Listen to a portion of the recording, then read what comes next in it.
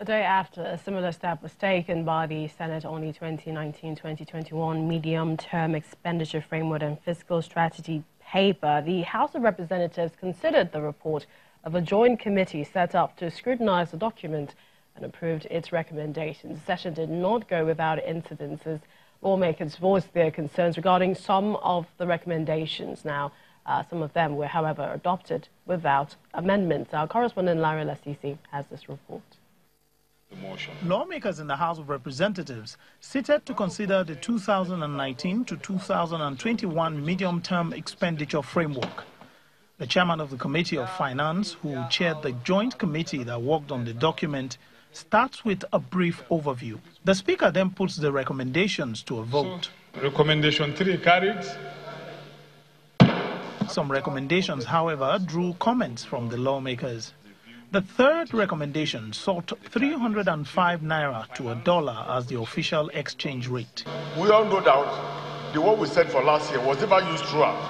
So how can our Committee of Finance liaise with the Ministry of Finance so that whatever agreement that is reached on the naira exchange rate, that should be what we should use.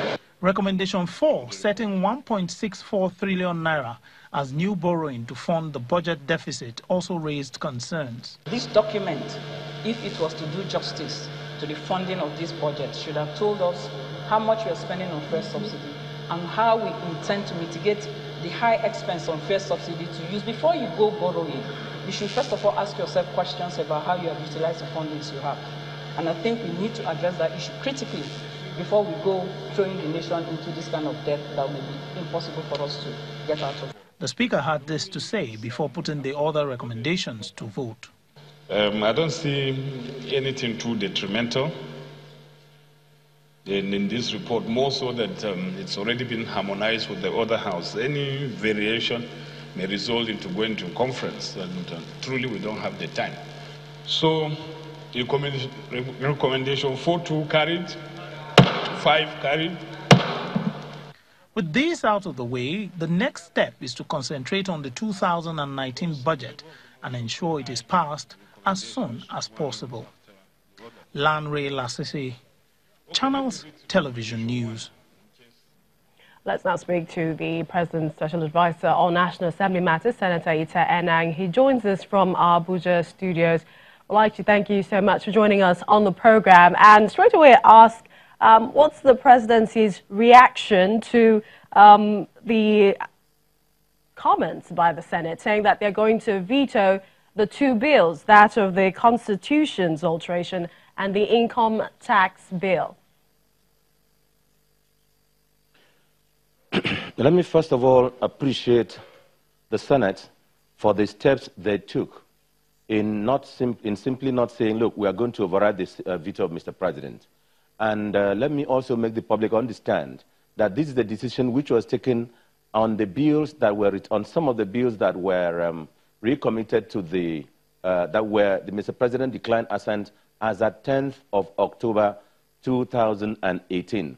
So as at today is the 11th or so of April, and that is about 7 months ago.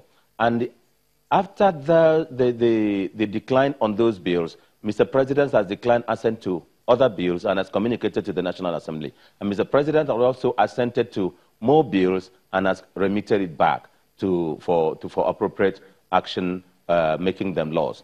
So I thank the National Assembly because they simply didn't put it to vote, to decline, to override. But they set up a technical committee, all of which were made of the eggheads, learned and very senior lawyers in the Assembly, and they engaged very reasonable consultants, experienced consultants. Let me also say that in all this, there were 17 bills which were considered. And of the 17, the Senate agreed that Mr. President was right in withholding assent and remitting, and withholding assent to 15 of the bills. In the two bills that the National Assembly, that the Senate considered that they are going to take steps to override, it is on the fact that Mr. President has said that there is ongoing a wider consultation so as to bring a more comprehensive bill on the matter, and that has between then and now that has been completed. Let me say again that out of 17 bills the distinguished senators considered, the Senate considered, they agreed that the president was right in withholding assent to 15, which is approximately 87, 85%, or 90% that the president was correct. And in the constitutional provision they want to override. Now, I will not speak much on it because as of today, it is a decision of the Senate. It is not only the Senate, it is the Senate and the House that makes National Assembly. And so they are yet to meet and take one united position. So it will not be appropriate to comment much in details. I had earlier given the details of the bill which they sought to, the ordinary law that they sought to withhold, to override Mr. President's assent, and then the constitutional provision which relates to the timing for the presentation of the budget. So, and this is a situation which occurred as at 10th of October. Now, between then and now, there have been more decline of assent. Now, there are many reasons where a president or a governor will withhold assent to a bill. Now, if you were, I'm sure the Channels Television also followed the lecture or the presentation I made to the, at the inauguration of at the induction seminar for senators-elect and honorable members-elect on Monday last week and Monday this week at the Hilton, where I set out a number of reasons where the president would withhold assent to a bill. Some of them could be where public interest or there is constitutional infraction.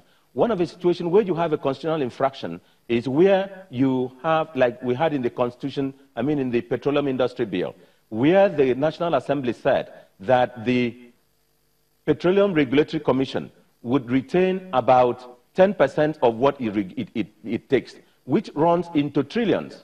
Now, I had said in that presentation to the senators-elect and even the returning senators that we will be creating a situation where what the Petroleum Regulatory Commission, under the Petroleum Industry Bill, Governance Bill, or Act if it becomes law, which has not yet, will be more than what the whole country's budget is. So, now we will be having like a continent within a country. Yes, now, if I may. So I guess there are so many reasons why a president can actually withhold assent, but some have alluded. Yeah, okay, let me just list a few of them. Hold on a moment. From 2015 up till now, we're looking at over 30 bills that the president has, rejected, or the back and forth that has been ongoing. And some people have alluded that this might be due to the relationship, the executive and the Senate, and the Senate and also the House of Assembly leadership.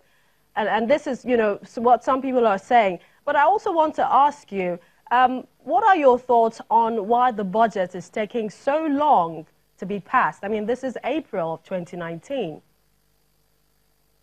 Please let me just conclude on the decline of assent to bill, and I will talk on the budget. Now, there are reasons either you constitutional infraction, or there is conflict with an existing law, or there is you pass a bill which takes away the revenue of the state and local government, like the petroleum industry bill, like other taxation laws, or you consider and pass a bill which is not within the legislative competence of the National Assembly, or you take and pass a bill which is, of course, against public policy. Now, Mr. President just declined assent to the Ajaokuta funding bill. And Mr. President said, look, it is improper to just pass a bill to attack one matter, to address one matter, that this bill on petroleum, on the Ajaokuta could be treated when you are considering the ordinary appropriation bill, so that the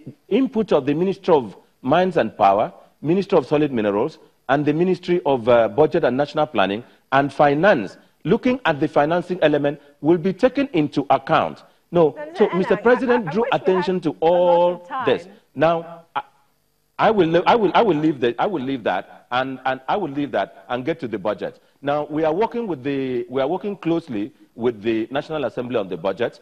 After Mr. President presented the budget, the National Assembly the nation went into elections, and the National Assembly members also participated in the elections. Now, they were not available, rightly or so, for the executive, for the ministers, ministry departments and agencies to make presentation and defend the budget. And immediately they came back, they set machinery in motion to address the budget. As of today, all the agencies, to my knowledge, have finished their presentations. And as of yesterday, all the committees, which are subcommittees of the appropriation, have started collating, and some of them have submitted their reports to the Appropriations Committee. I am working closely with all the committees, with the Appropriations Committee, with the leadership of the Senate, and indeed the House of Representatives. So within the weekend, there will be collating, the Appropriations Committee will be collating what each of the subcommittees have given to them, and the National Assembly, Senate in particular, has given indication that by Tuesday next week, which is the 16th, they are likely to pass the budget. All right. I will not doubt them, you. But the House of Representatives... We'd like to thank you. I really wish we had more time. Senator Enang, the Special Advisor to the President on National Assembly matters. Let's turn our attention now to the National Assembly. Get some updates on what the lawmakers have for deliberations today. Our correspondent Linda Akibe is covering proceedings at the Red Chambers, and she gives us some idea. Now, senators are in the Red Chamber as the last plenary session for the week is underway. A federal lawmaker, Senator Shehu Sani, has just raised a point of order asking the federal government to intensify efforts to ensure that Leah Sharibu and the remaining Chibok schoolgirls held captive by Boko Haram terrorists are released. He's asking the federal government to dialogue with the captors for the girls to regain their freedom. Leah Sharibu has been in Boko Haram captivity for more than a year now, while the remaining Chibok schoolgirls have been in captivity for 5 years. Back to you. Well, over now to the Green Chambers. Larry, what are the representatives planning on their order plan for today? Well, Millicent, we're back here for what will be the third plenary session of this week, and usually it's a loaded day. I know I said the last 2 days were loaded, but usually Thursday is very loaded, and the other paper seems to share this fact. For presentation on the other paper, we have like 11 reports that will be presented to the House. We have 9 bills, 2 motions, and 15 reports that will be considered today. All these are expected to be done today before plenary ends for the week, and the Speaker and the presiding officers just walked into the chamber, so the business of the day is about to start. So that's all we have planned for today. We'll keep you updated as things go on. Back to you, Millicent.